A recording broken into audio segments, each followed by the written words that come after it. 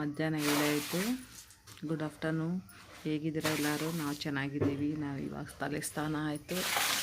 ಇವತ್ತಿನ ವಿಷಯ ಏನಂದರೆ ಶನಿವಾರ ಅಂತ ನಿಮಗೂ ಗೊತ್ತಿರುತ್ತೆ. ನಿನ್ನೆ ಬಂದು ನಮ್ಮ ಬೆಕ್ಕಿನ ಮರಿ ಸತ್ತೋಗ್ಬಿಡ್ತು.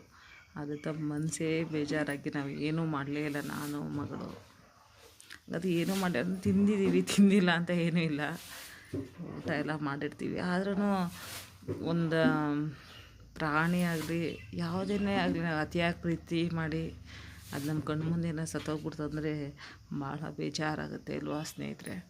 ಅದೇ ಥರನೇ ನಿನ್ನೆ ನಮಗಾಗಿತ್ತು. ಓಕೆನಾ? ನಿಮಗೂ ಆ ಥರ